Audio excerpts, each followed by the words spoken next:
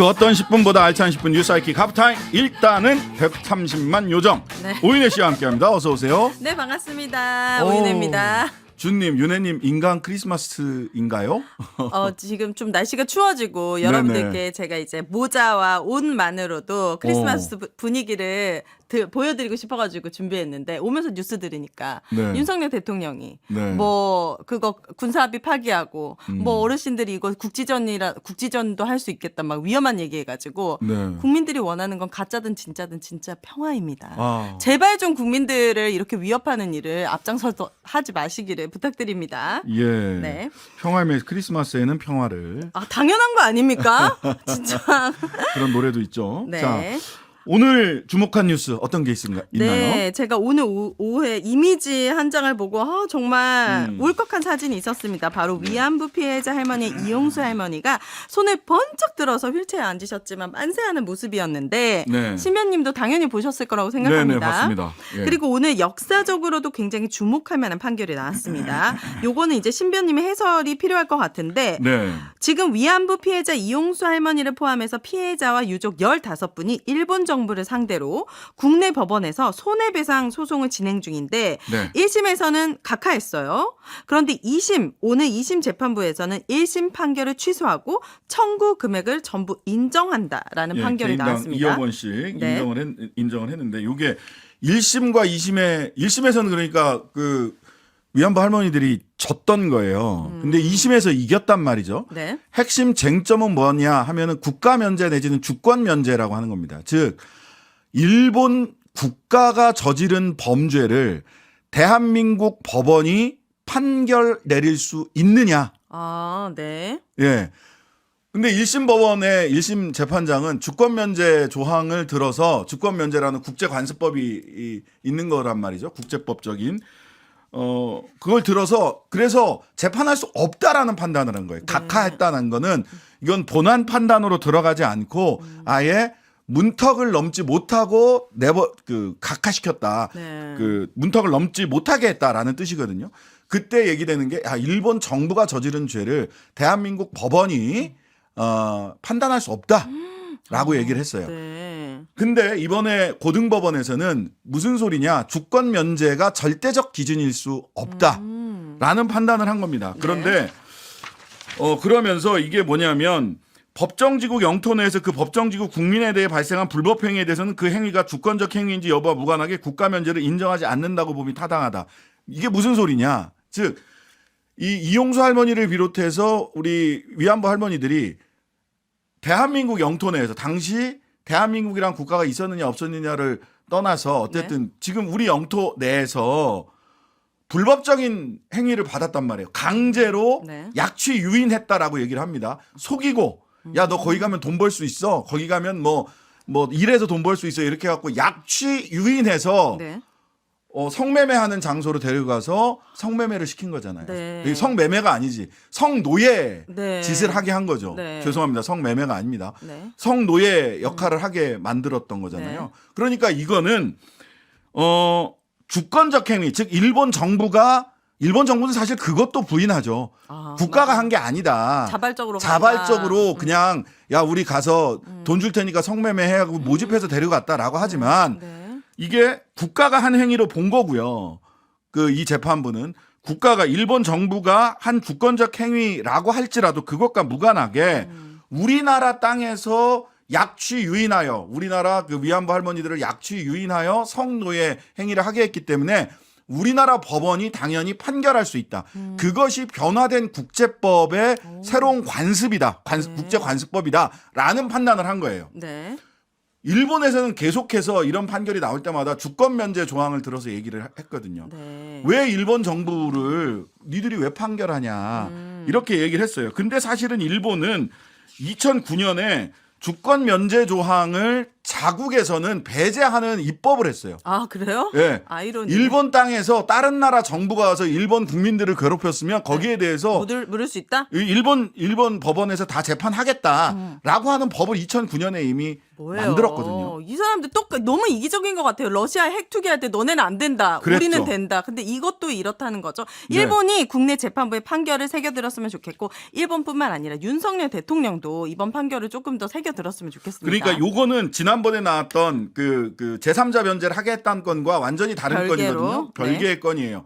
그런데 그러면 이런 건도 또 제3자 변제를 윤석열 대통령이 이야기하실 건지 저는 그게 궁금합니다. 그만하시죠. 지금 올해 기시다와 7번이나 정상회담을 했다 하면서 홍보하고 있습니다. 네. 그런데 7번이나 본인 돈으로 갔습니까? 이거 국민 세금으로 들어가지고 갔으면 어떤 성과가 있어야 되는데 네. 오히려 직접적인 피해만 지금 계속 발생하고 있거든요. 그래서 법원의 판단을 또 대통령이 행정부가 물론 대법원 판단도 남아있긴 합니다만 네. 법원의 판결을 도대체 행정부는 또 어떻게 바라보고 어떻게 핸들링 할 거냐. 그리고 또 이분들에게도 제3자 변제라는 식의 네. 대한민국 정부가 나서서 이분들한테 돈 드릴게요. 일본이 지금 피고인인데도 불구하고 또 이분들이 이렇게 할지. 돈을 원하는 겁니까? 사과를 원하는 거잖아요. 처벌을 원하는 거고. 제발 그럼요. 원하는 걸 해줬으면 좋겠습니다. 자, 그리고 제가 주목한 또 다른 뉴스는 어제 쭉 쏟아진 국내 언론 헤드라인 몇 개 소개해 보겠습니다. 네. 10년은 젊어 보인다. 김건희 여사 외모에 깜짝 놀란 영국 매일경제고요. 그 나이라고? 김건희 여사 외모 패션의 극찬 조선비즈. 김건희 극찬한 언론 51세라고 10년은 젊어 보인다 프레시안.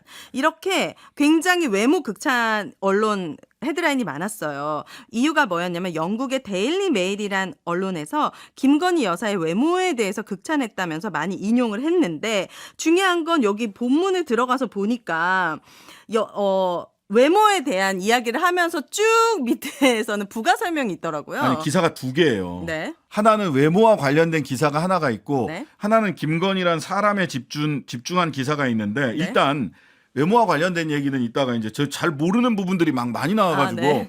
각종 넌 이런 시술이 이렇게 많은지 모르겠는데 제가 원문을 다 봤거든요. 네. 데일리메일 원문. 네. 정말 다양한 시술법이 있더라고요. 네. 근데 그 얘기는 이제 제가 이따가 여쭤보고 그 논란 많은 영부인이라고 하는 기사를 하나 더 썼어요. 맞아. 여기 보니까 very를 대문자로 강조한 다음에 controversial이라고 하니까 딱 찾아보니 논란이 많은 매우 논란이 많은 그러면서 영부인. 탈세, 표절, 주가 주가 조작 의혹 이와 관련된 기사가 네. 같은 데일리메일이라는 잡지가 뭐냐면 그 언론이 뭐냐면 타블로이드판 무슨 뭐 종합 재미 뭐 이렇게 심각하고 시리어스한 건 맞아요. 아니더라고요. 가십성 기사가 되게 가십성 많고. 기사들이 굉장히 네. 많은 이러는 건데 그런 데서도 하나는 인간 김건희 very controversial 네. 하다라고 하는 기사가 하나가 있고 그 다음에 하나는 외모와 관련된 건데 네. 이 외모 기사는 그 소위 그 미용 전문가들이 네. 왜 젊어 보이나를 분석한 기사던데요. 피부과 의사들이 나와가지고 김 여사 외모의 비결이 보톡스와 필러와 또 다양한 시술들을 통해서 아무래도 저렇게 된 것 같다. 뭐 이렇게 돼 있더라고요. 간결한 화장과 엄격한 피부 관리, 엄격한 피부 관리. 병원 수준의 미용 시술과 고급 스킨케어 제품을 포함한 전용 스킨케어를 주기적으로 받은 결과, 네. 규칙적인 운동, 적절한 수분 공급, 네. 그다음에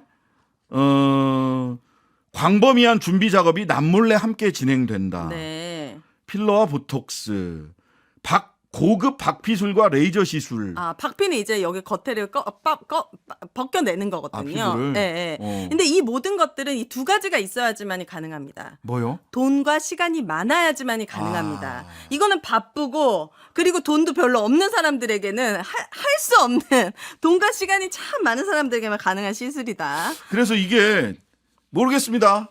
자랑할 만한 기사인지 아니면 오히려 외교부나 대통령실에서 이런 가십성 기사는 좀 안 나왔으면 좋겠습니다 해야 될 기사인지 네. 보는 사람마다 좀 다른 것 같고 네. 사실 김건희 여사 관련된 기사로는 제가 오늘 주의 깊게 본 거는 김건희 오빠. 네. 공흥지구 특혜 의혹 관련해 가지고 사문서 위조 및 동행사 그리고 위계에 의한 공무집행 방해 혐의로 기소돼서 오늘 첫 재판을 했어요. 첫 재판을 했는데 내가 알기로는 단군 이래 최초의 기소다라고 그 김건희 오빠 측에서 얘기를 하면서 몇 가지 얘기를 했는데 뭐냐면 경찰 수사 결과를 보면 혐의가 없다. 위계 공무집행 방해 관련돼서 복잡한 얘기를 했는데 이 얘기는 뭐냐면 그래 거짓말인 거 가짜 사실이 아닌 네. 문서를 낸 건 맞다. 오. 근데 사실이 아닌 문서를 냈을 때 이 네. 사실이 아니라는 사실을 공무원이 제대로 검증을 했어야 되는데 뭐야? 제대로 검증하지 않았기 때문에 우리는 공무집행 방해가 아니다. 뭔 소리? 공무원이 잘못한 거다.